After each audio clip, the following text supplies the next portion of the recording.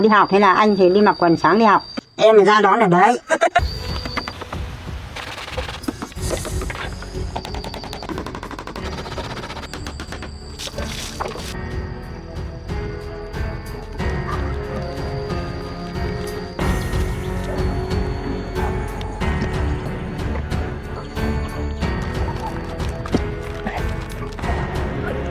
Thế tất cả là vì bà có vất vả quá.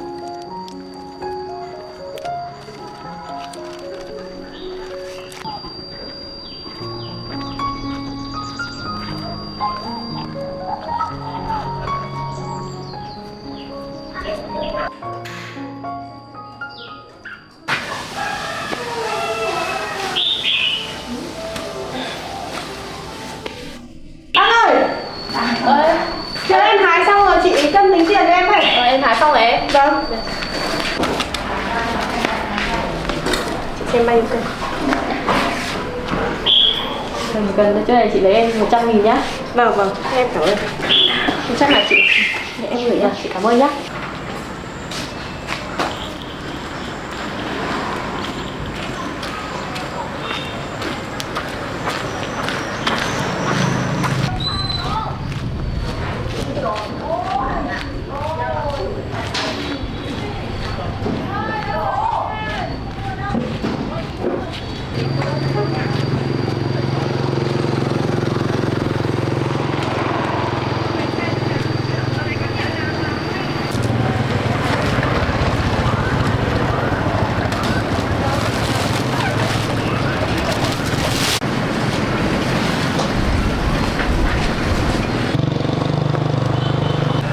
Chị bán đó à? Vâng ạ. Bán cho em một con chưa? Vâng, chị chờ em tí nhá. Em ơi, con cho chị chưa, chị đang ngủ. À vâng, đây túi bóng đây chị nhặt đi. Chị lấy mấy cân? Mấy cân thôi. Đây đây, bóc đi. Tôi đã về đâu mày lo.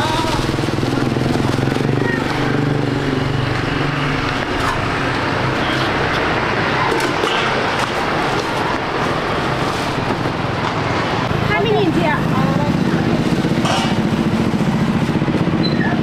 Cảm ơn nhé.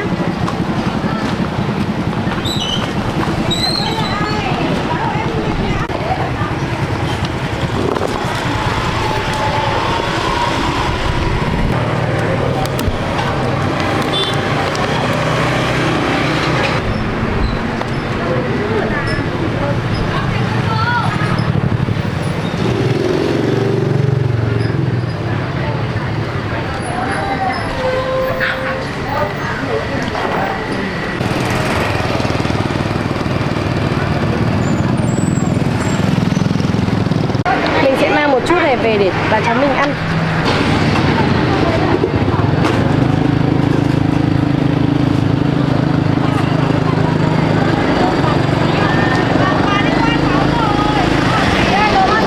Em bán 20.000 một cân chị ạ. Một cân hả chị? Có tiền cân đỗ xuống rồi. Cháu bán 20.000 một cân ạ.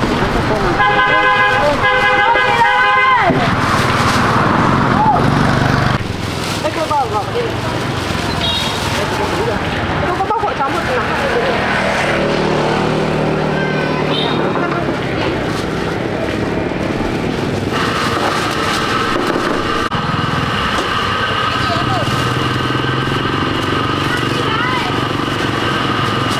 Chị ơi, một cân này.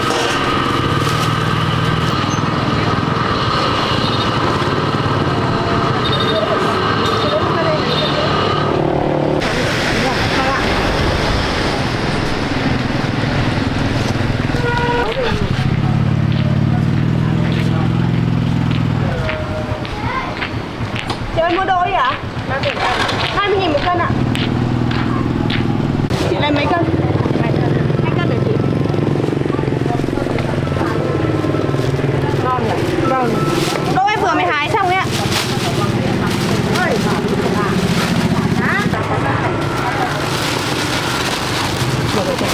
Đây để em xem.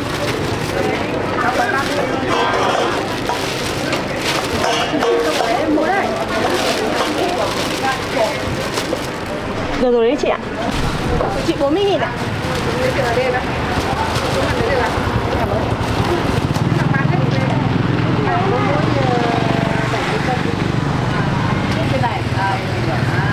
Độ ngon thế, bán cho cô cân về đúng không? Ở đây cô lấy đi cô. Vâng, cháu vừa hái xong đấy. Cô lấy nữa đi. Cái này hả cô? Đây cháu gửi. Bao nhiêu tiền đây cô gửi? Thôi ạ cô cho cháu ngồi nhờ, cháu không lấy tiền cô đâu. Cô lấy để mà ăn. Vâng ạ, vâng ạ.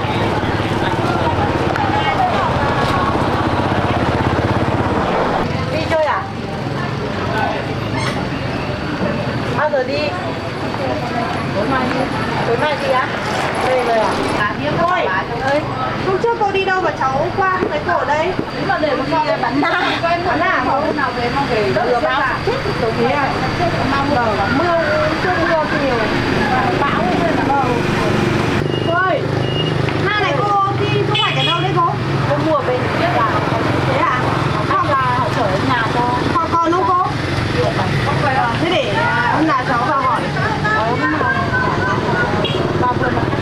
Vào vườn cắt đi cô. Ai bảo cách xuống nhà mình bảo ở chơi mới lên đồ.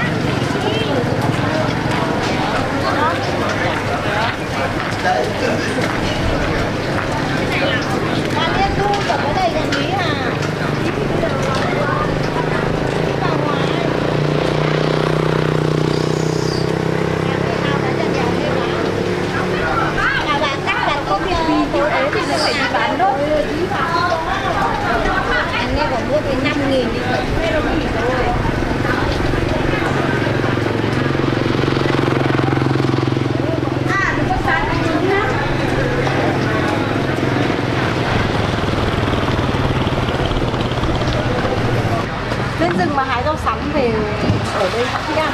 Thế à cô? Nhiều không cô? Có. Thế à? Cô đi hái là tặng nhiều. Vâng. Vâng ạ.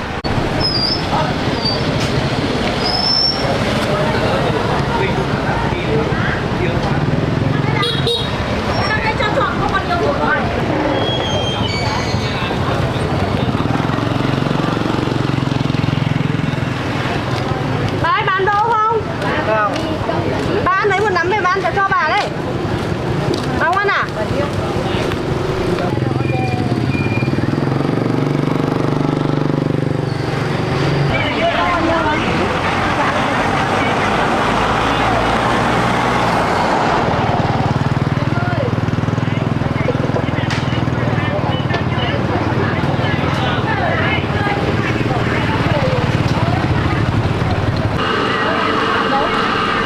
Cô mua đỗ đi cô.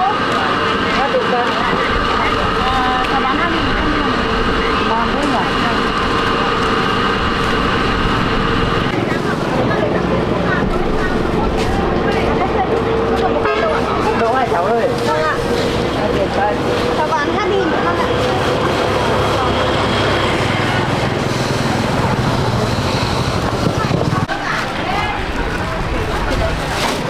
Thế bà lấy nốt cho cháu đi. Nhiều quá không? Bà lấy nốt hộ cháu. Vâng. Nó khoảng cân rưỡi. Vâng, thế là lấy bao nhiêu đấy? Đây được chưa? Cân nữa.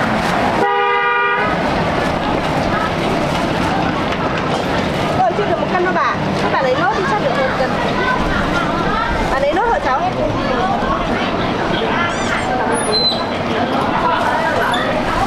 Cân tư bà. 30.000 cả. Ăn tiền nhỉ?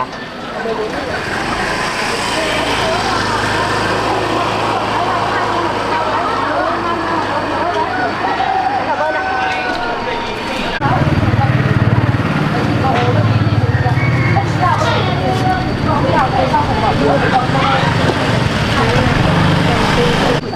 Cô ơi, cháu gửi này nha cô nhá.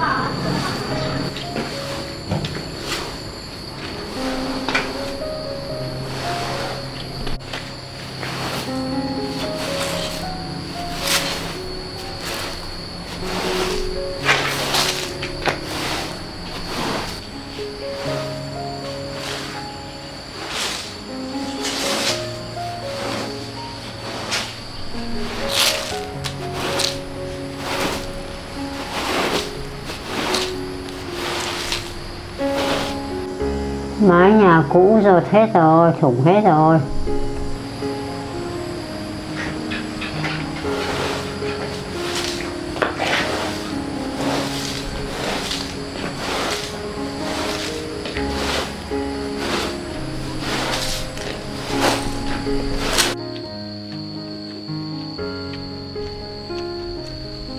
Bác quét nhà. Cháu sợ về nè. Vâng, hôm nay cháu mua đồ về và cháu mình nấu cơm nhá.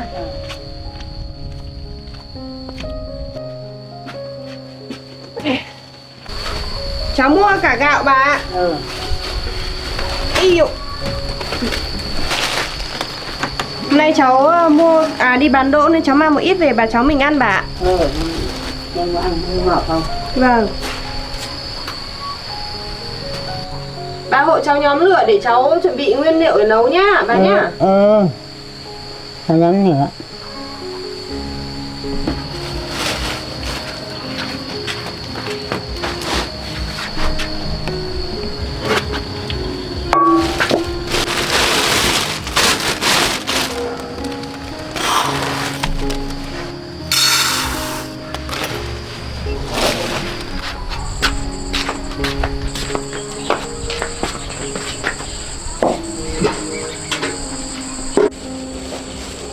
Con bé mua gạo ngon quá.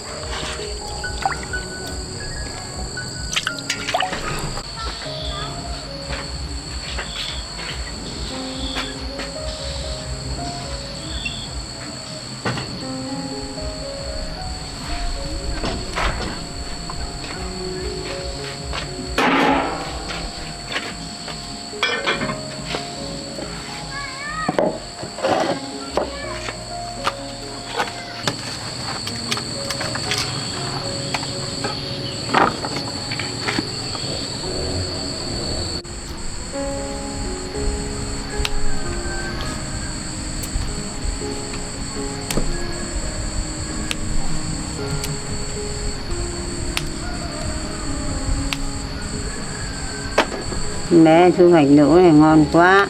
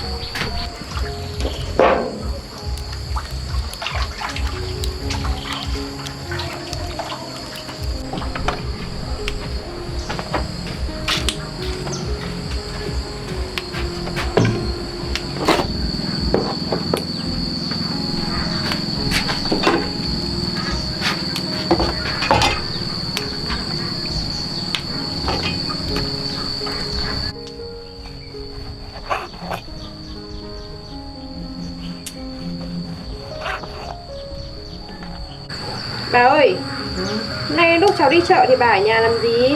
Bà chở làm gì, bà quét mấy cái nhà với lại ngó con gà thôi. Có buồn không bà? Không có con gà rồi có con lu chả buồn đâu. Vâng. Vì hàng xóm nó ở chỗ nào mà nó kêu to thế. Vâng, chắc là đói bà. Ờ.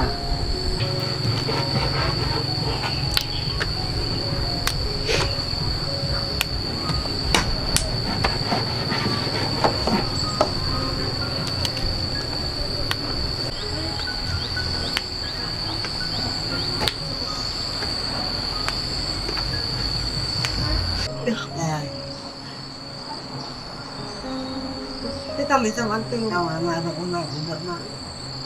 Này nó đặt thứ hai như khí nó đặt rồi. Thế là vẫn đợi bà về.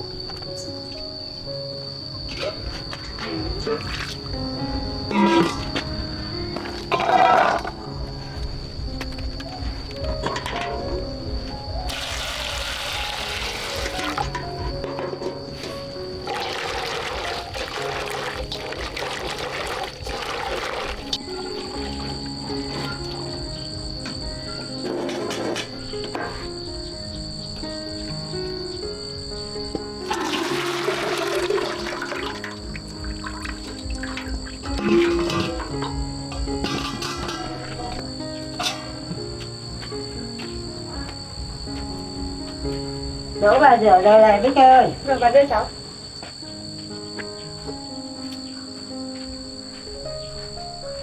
Bà ơi, bà cứ đi vào trong nhà nghỉ đi, xong là cháu cơm chín cháu gọi bà ra nhá. Sắp xong rồi bà.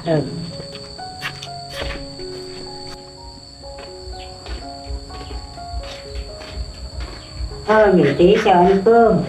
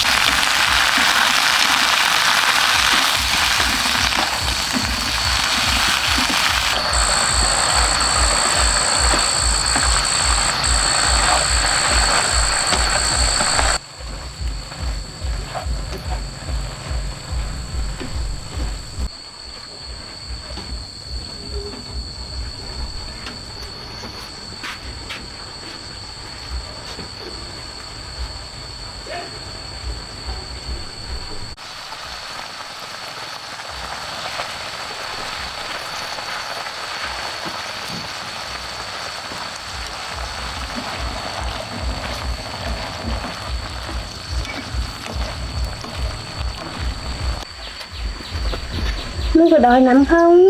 Chờ chị một tí nhé. Chờ chị một tí cho luôn nhé.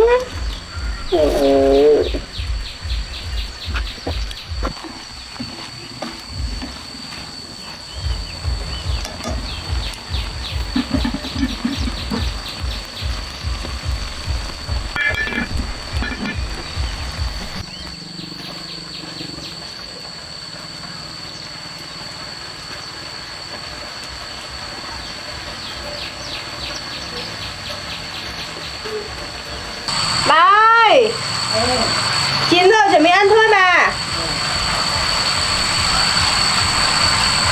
Nương đi ra. Con đói à? Chờ chị một lát nha. Sắp được ăn rồi. Rồi, đi đói chưa? Chắc Lu cũng đói rồi đấy bà. Lúc đấy rồi. Chờ chị luôn ăn cơm nha. Để luôn đi ăn cơm nha.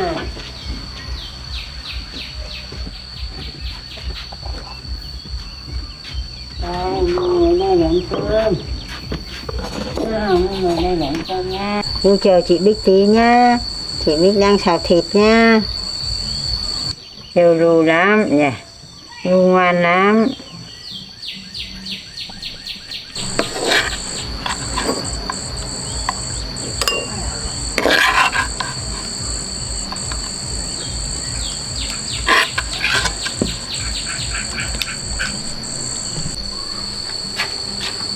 Lu đâu bà? Lấy vừa đây rồi chạy đâu rồi? Thế à bà? Lấy bát nhá.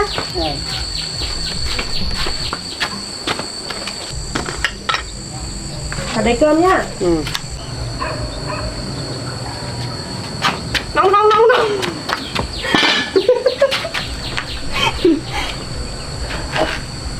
Đây cháu lấy cơm cho bà nhá.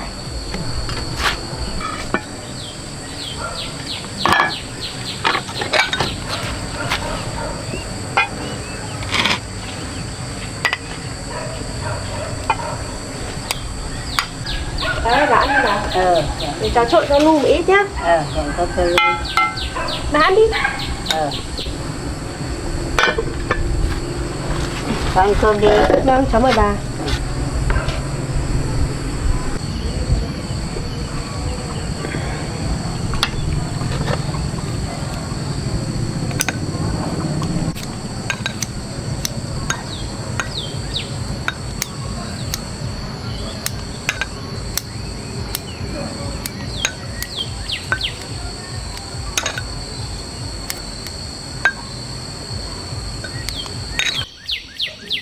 Ăn cơm đi. Vâng ạ.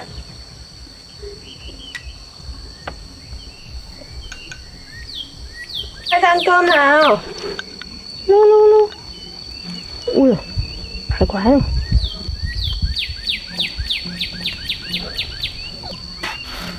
Đỗ ngọt nhỉ bà nhỉ?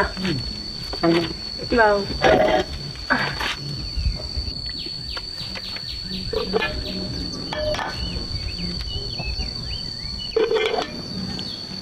Có cháy đấy bà, ăn cháy không?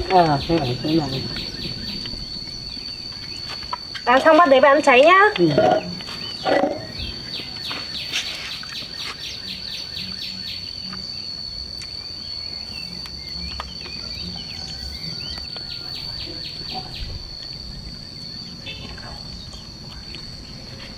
Nhìn Lu ăn ngon nhỉ bà nhỉ?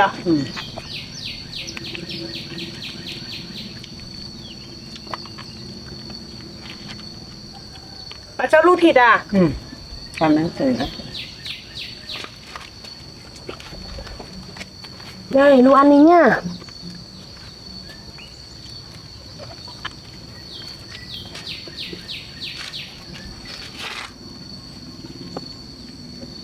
Nghẹn. Nó ăn to, nó nghẹn này. Vâng, miếng to quá nghẹn.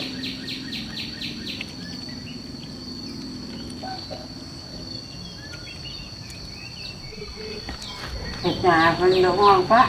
Ngon rồi đấy.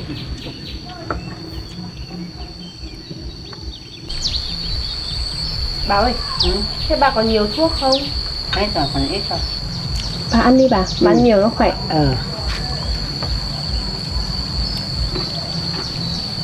Nhưng nào hết thuốc bà bảo cháu thì cháu mua nhé. Thuốc còn ít thôi, nhưng mà bà uống rẻ ra, sợ cháu hết tiền rồi. Cháu còn nhiều tiền lắm bà. Bà cứ uống đi, bà phải uống đủ nhá. Bà uống đủ theo bác sĩ hướng dẫn nhá. Bà sợ không có tiền mua. Không, bà đừng lo. Bà cứ yên tâm uống đi. Cháu đi làm kiếm tiền mà. Cháu vẫn đi làm thuê để kiếm tiền mà. Vâng, bà không phải lo đâu nhá. Bà ăn đi.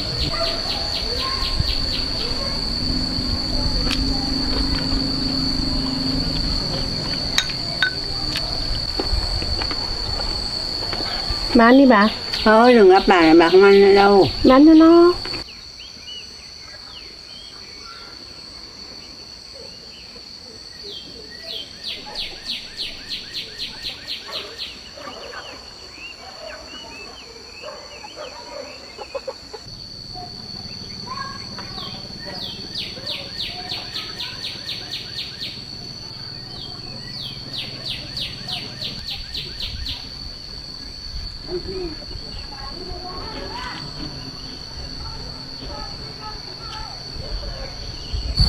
Bà ơi, bà ăn no thật chưa? Bà ăn no nhiều vào nhá. Ăn để còn uống thuốc. Thôi bà không ăn nữa. Bà vào bà nghỉ xong rồi bà còn khâu cái áo rách. Vâng. Thế để cháu ở ngoài cháu làm việc. Bà no chưa? Ăn no rồi.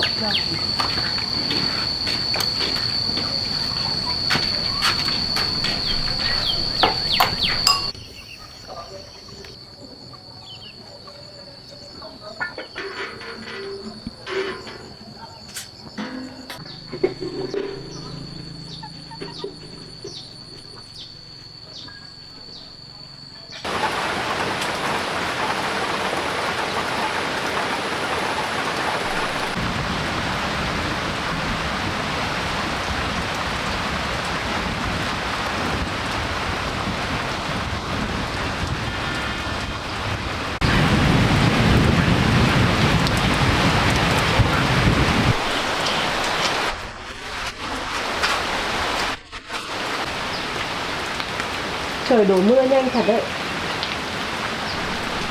Mình còn bao nhiêu dự định làm. Bây giờ mình sẽ ra xem chỗ gỗ thừa hôm nọ làm chuồng gà có đủ để làm một chiếc bàn nhỏ không. Mang vào bếp làm cho đỡ mưa.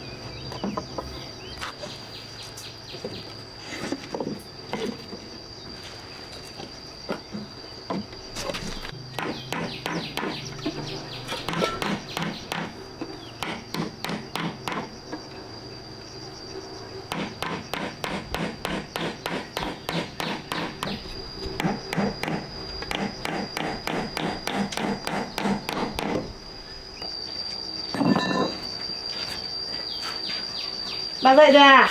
Cháu làm cái này để làm gì đấy? Cháu định làm cái bàn để úp bát ở ngoài sân giếng bà ạ. Cũng được, tiện. Vâng. Sao bà không làm ngủ tiếp đi? Bà không ngủ nữa. Thế hả? Mưa nắng thất thường này bà có thấy mệt không? Không.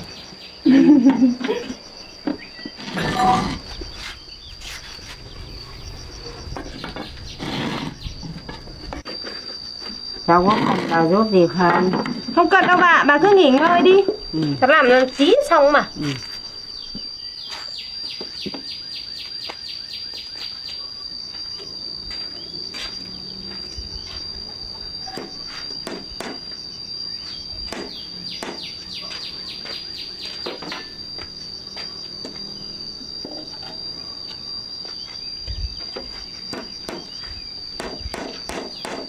Mít khéo tay thật đấy, cái gì Mít cũng làm được. Gì cũng làm được.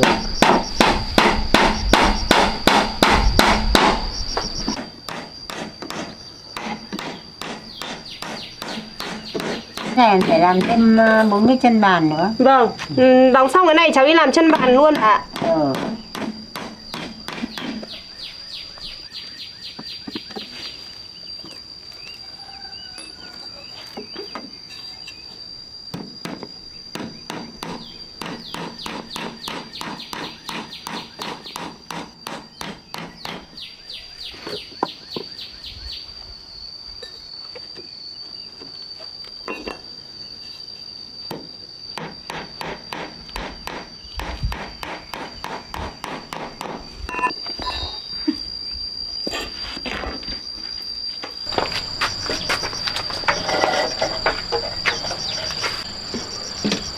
Bà ơi, để cháu đi kiếm gỗ làm chân bàn nhá.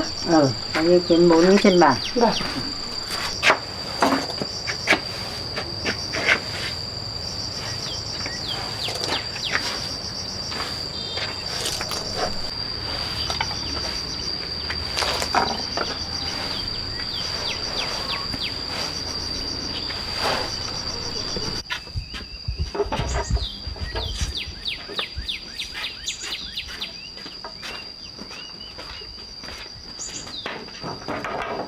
cháu cứ làm đi vào đây đi nhá. Vâng, mà cứ đi vào nhà đi ạ. Ừ. Cháu làm tí nữa.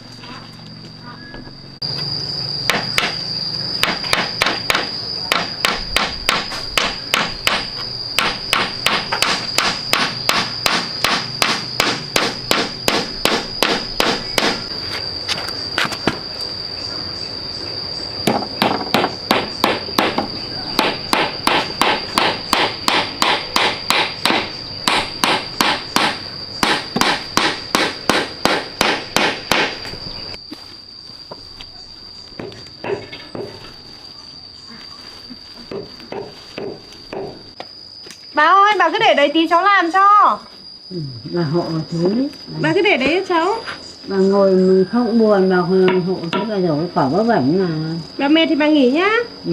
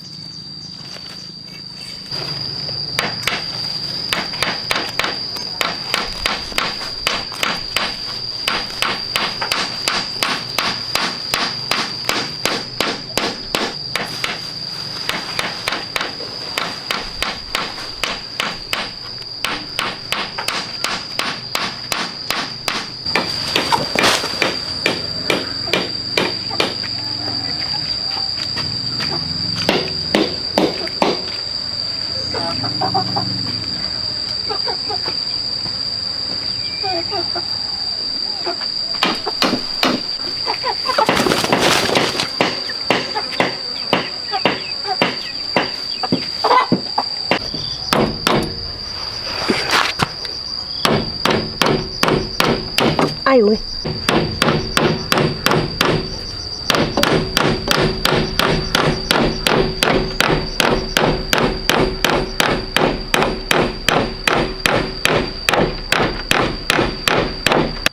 Bà làm gì đấy bà?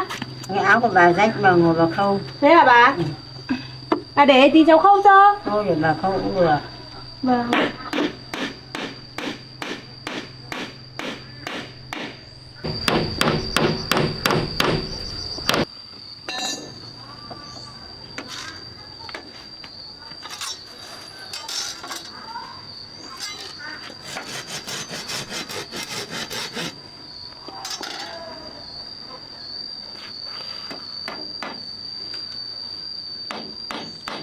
Bác Ngọc mới lại bố con đây đi làm, thế là về đi học, thế là anh thì đi mặc quần sáng đi học. Em thì về đến giờ đi học chiều. Vâng. Thế là chờ anh về thì chưa thấy anh về, mới ra đến cái quãng đấy, nó là cái cống đấy.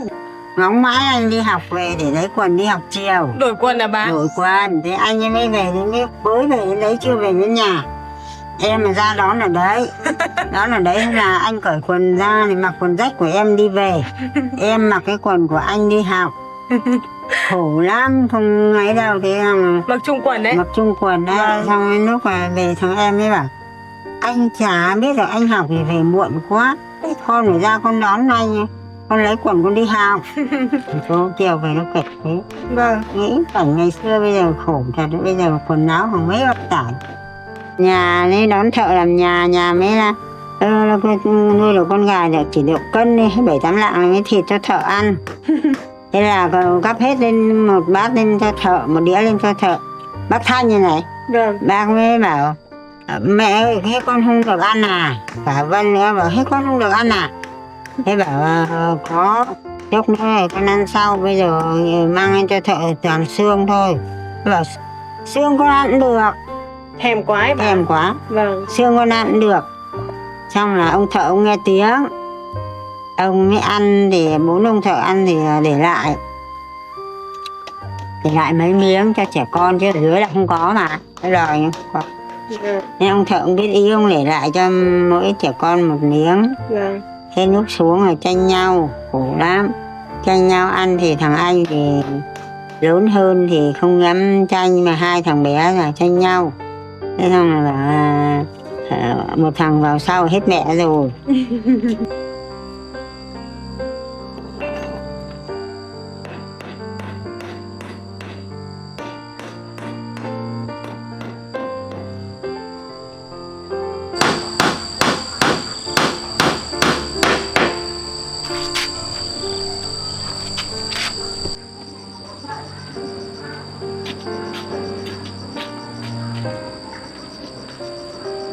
Chơi có cần bà hộ không? Không cần đâu bà. Nó làm một tí là xong thôi mà. Bà thấy đẹp không? Đó, đẹp. Biết làm cái gì cũng đẹp. Giỏi thật đấy, cứ tự nghĩ ra mà làm.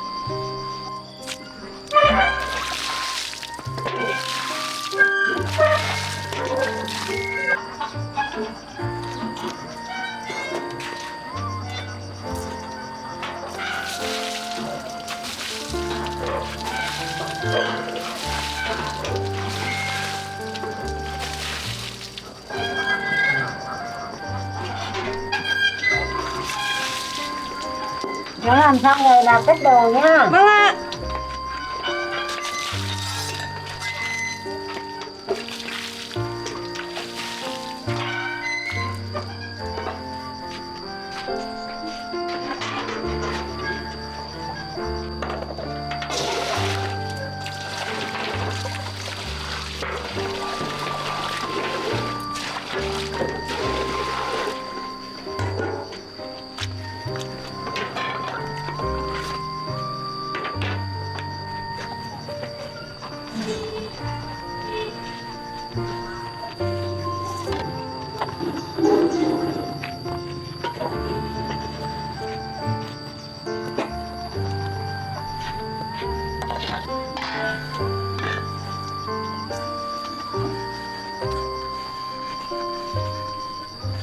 Đống củi này chắc là thừa này thôi để làm củi thôi nhỉ.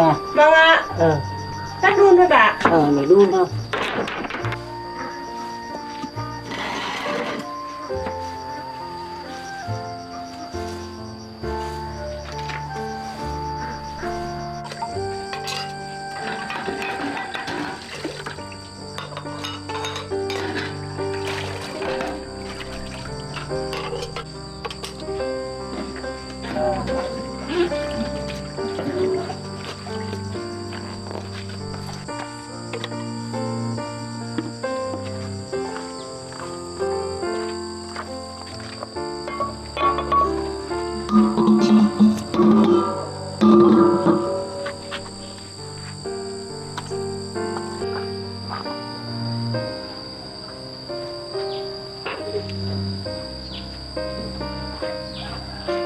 Làm xong rồi bà. Vâng. Mắt bà đỡ chưa? Mắt bà cái thuốc cháu mua về bà giỏ 2-3 lần bây giờ cho bà đỡ rồi. Cháu cũng thấy hết đỏ đấy bà. Bà đỡ hẳn rồi. Vâng. Đau đỡ chưa? Cháu đỡ đau rồi bà, chỉ còn tím thôi.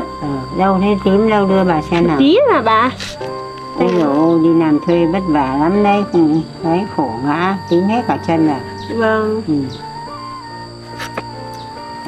Mít ơi, Dạ. thế cháu về này cháu có nhớ bạn bè và đồng nghiệp ở thành phố không? Đôi lúc cháu cũng nhớ bà ạ. Nhưng mà sau khi về một thời gian với bà rồi thì cháu thấy quyết định của cháu là đúng. Cháu được về chăm sóc bà. Thế tất cả là vì bà, cháu vất vả quá. Vất vả gì đâu bà.